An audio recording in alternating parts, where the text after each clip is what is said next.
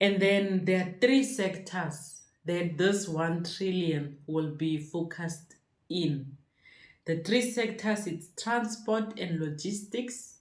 Remember, transport means rail, transport means ports, transport also means roads. We've received the budget speech which says there's 1 trillion rand that has been allocated in South Africa by the Minister of Finance to infrastructure projects. This was tabled on the 21st of May 2025. So, for a period of 3 years, the South African government is going to spend 1 trillion rand in infrastructure projects, mainly in your construction, mainly in your engineering. And then a few days ago, we had the president holding a business forum where he was outlining the priority projects. Let's quickly take a listen to what the president had to say. Sector, and some of you are from the supplier sector or industries. This helps you to anticipate demand for local materials, for components, and for the services. And the minister was whispering to me that this year we've got so many of you. And he said, I think, President, it has to do with this 1 trillion rand commitment. They can smell money. And I'm glad you can smell money, because I can also smell money. That's why you are also here. So by focusing on projects that are procurement ready, as well as financially secured, it also reduces uncertainty for contractors, for consultants and manufacturers and material suppliers. And indeed, we did go through a period when some of you were in the construction industry were getting your equipment to life follow, where you had to retrench your workers, and you kept saying to us, we don't see any projects being put through the government process. And indeed, the government has to play a key role, because it is the real engineer or instigator of infrastructure projects. We are showing that we have moved from great ideas on paper to executable plans to implementation. As the Minister of Finance indicated in the budget speech, infrastructure spending will become the fastest growing line item in our budget. Public infrastructure spending over the next 3 years, as the Minister announced and as Minister McPherson also confirmed, will exceed the 1 trillion mark. This is the first time that South Africa has taken a real bet of a 1 trillion rand amount on infrastructure, and this is to be applauded.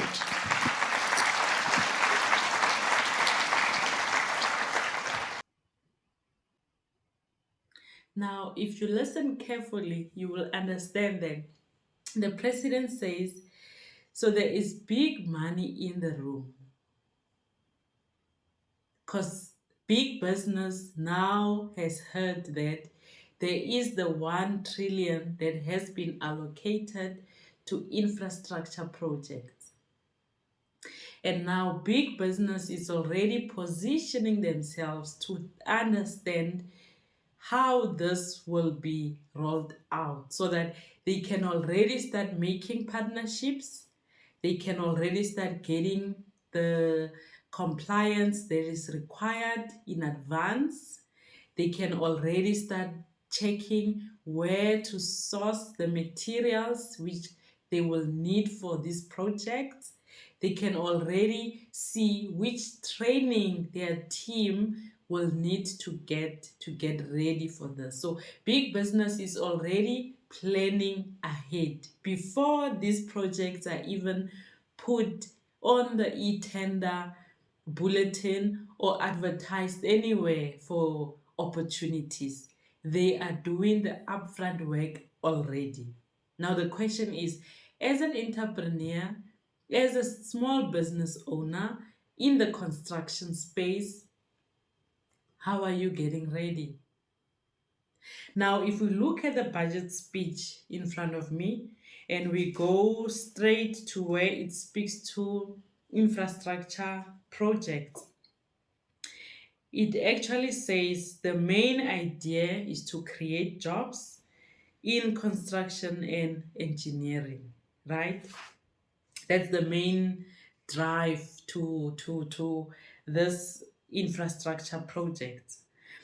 And then it says the spending of this 1 trillion in the next 3 years will focus mainly in maintenance, in repairs of existing infrastructure, right? And then it also says in building new infrastructure, but also in acquiring equipment and machinery. And then there are 3 sectors that this 1 trillion will be focused in. The 3 sectors, it's transport and logistics. Remember, transport means rail, transport means ports, transport also means roads. So transport and logistics is a priority sector for the South African government. And energy, the third one, it's water and sanitation. Now, if we look at the breakdown, the Minister of Finance has given 402 billion for transport and logistics. Now, the bigger chunk of that amount, about 93 billion, is going to SANRAL. You know, SANRAL is the South African National Roads Agency. So they will have 93.1 billion to maintain our national roads. Now, 53 billion from that 400 billion for transport and logistics will be going to provincial roads. So priority is on national roads and then priority is on provincial roads. Now you can already see that if you add SANRAL and you also add the provincial roads, that's 93 and 53. So that's the biggest chunk of the 400 billion. Now PRASA, which is in rail, will be getting 63 billion to upgrade the rail system. They are also looking at renewing the signaling system, right? And then in energy, which is the second priority sector, in energy, they will be getting 219 billion. From the 219 billion, the priority is in renewable energy projects and in expanding the transmission network. So in energy, you have 219 billion, mainly to be spent on renewable projects and also on expanding of the transmission network. Then the last one, which is the water and sanitation, they are getting 156 billion. And that goes mainly to expanding the dams that will be servicing the mines, the factories, and the farms. So here it speaks about maintenance being important to prolong the life of infrastructure assets. So the president in the clip we heard earlier speaks to South Africa infrastructure is now the booming economy for the country. It's now a priority for the country, right? Which means as a small business owner or as an entrepreneur, this is the time where you find the time to see how you position yourself. Compliance wise, if you are in the CIDB space of things and you need to upgrade your CIDB licenses or your permits, you do it now. You get ready before the opportunities are even advertised in the eTender. You need to train your team in contract management, in project management, in project governance. You do it now so that when the projects come, you are ready to roll out. You are looking for joint venture partners. You don't start to look for a joint venture partner when the tender is already on the e-portal and you only have 3 months to get your joint venture agreement together. No. You start looking for those partners now who you are able to get into a partnership with, so that you either register your joint venture or you establish a contract or an agreement as to how your joint venture is going to work. You don't do it when those projects are on the e-tender for PRASA or in the e-tender for Sandral or even the renewable energy ones. You do it in advance. If you are in the renewable space, for example, you already need to start looking where are you going to source your components, the panels. Where are you able to get the best rates? You look and do your upfront planning. So it's interesting to note that big business, which has been doing projects for years and years and years and years, are still repeating the same. They are still positioning themselves in those rooms.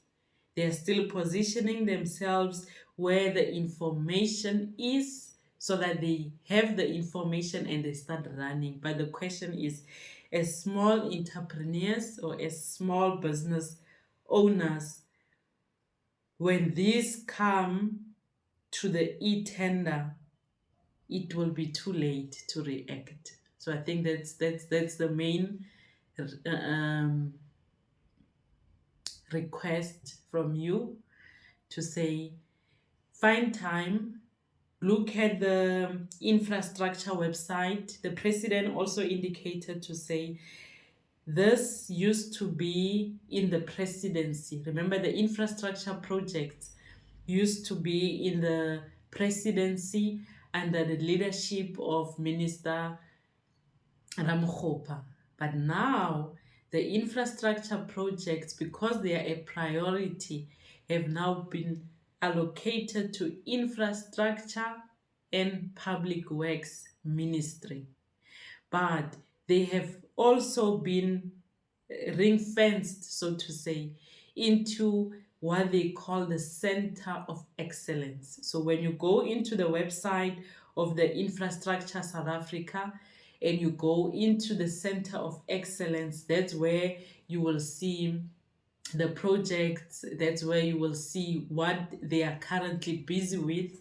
So my advice is please make that website your friend, but also listen to platforms like this where people will be sharing information with you as to how do you best position your business, or how best do you position yourself in this construction industry that is currently growing but also moving. Thank you so much for joining.